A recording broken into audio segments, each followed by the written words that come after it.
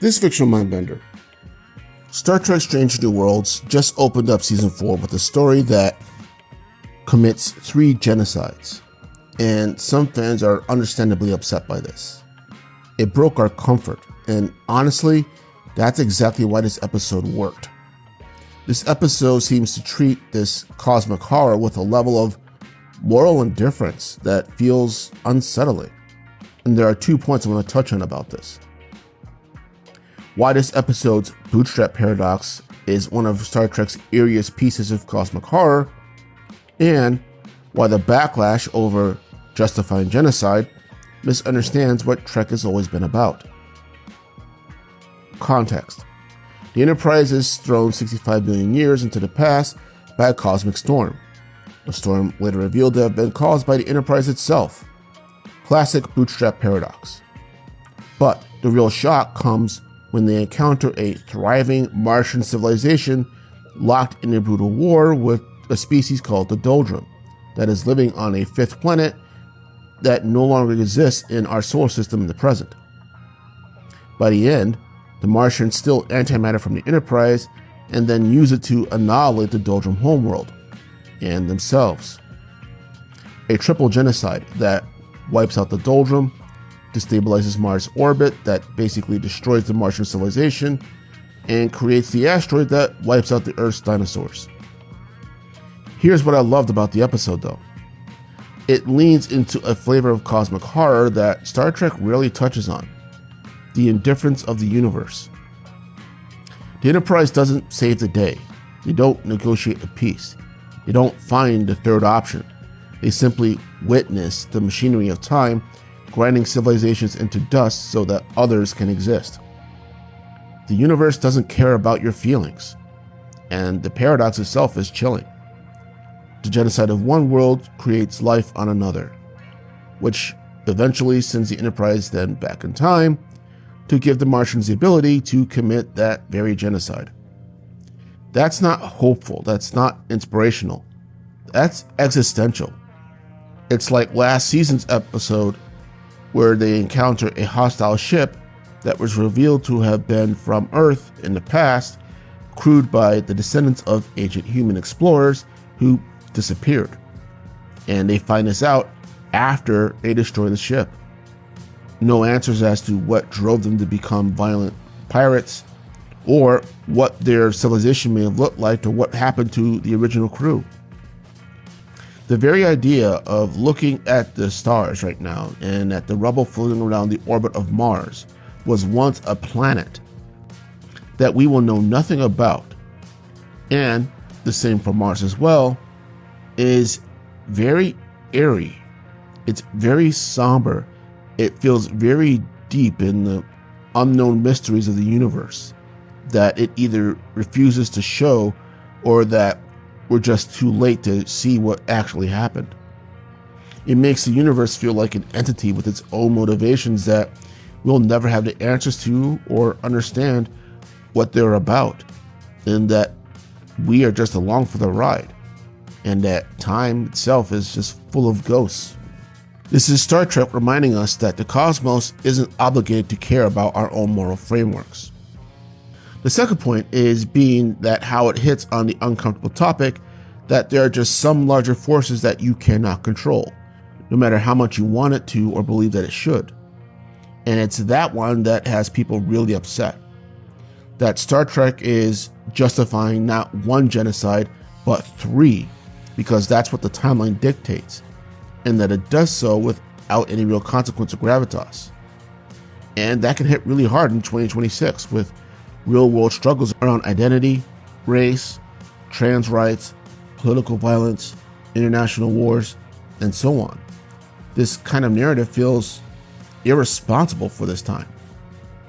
And I get that.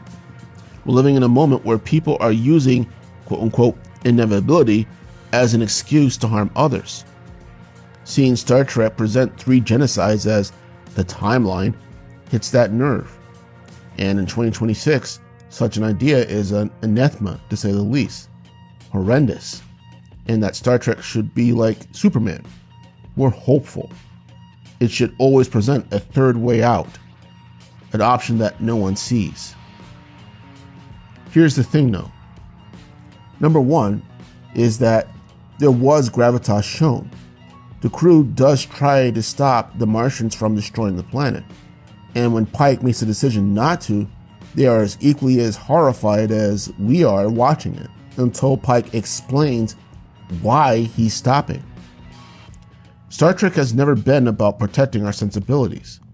It's been about confronting uncomfortable truths through speculative fiction, sometimes scientific, sometimes adventurous, oftentimes moral. And that sometimes there is no third option. Sometimes there is no time to gather in a ready room and debate ethics.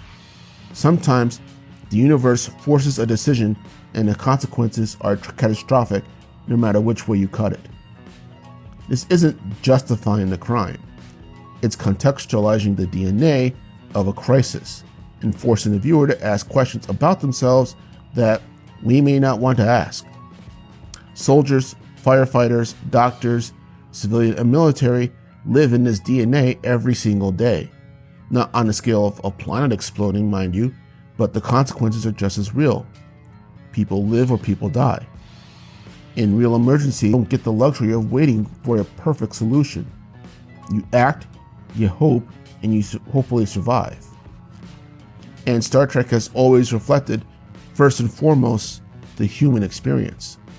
Not the convenient version, but the real one. That's life experience, because it plays out in the wild every single day, as well as across the universe itself. Something must die so that others might live or might exist. The episode shows two civilizations already scarred, already grieving millions dead. There was no communication, no diplomacy, just survival. And the episode shows both sides of this.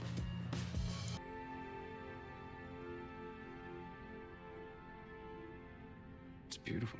Yes, but there is something more important for you to see. Turn the planet view 173 degrees.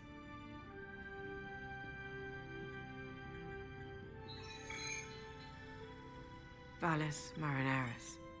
That crater was caused when the doldrum crashed a ship onto the surface and fed on our world. The only way to stop them was to tear away the very land around them. The invaders died, but that crater and 2 million lives is the price we paid. Be dead. If they were settlers, I'm not sure if I should feel sad or relieved. Whatever the reason they were in cryosleep, they were shot down and died on a planet far from home, headed who knows where. They may be different from us, but they wanted to survive too. Nature played itself out, basically, and the Enterprise was just caught in the gears. Some might take this as Star Trek endorsing harm, but here's the difference, and that difference is kind of subtle. In the episode, neither race had a choice. Millions were already dead, planets scarred. But in real life, people oftentimes do have that choice. Because real-world harm is not driven by survival, in most cases, I think, but by comfort, preference, prejudice. If you're around someone that you don't know or a belief you don't like, you're not necessarily going to die automatically. And that's not what this episode was presenting in its fictional scenario. These are things, aspects, behaviors that we can deal with in real time if we choose to. The episode doesn't offer that time. This episode isn't telling us that genocide is okay.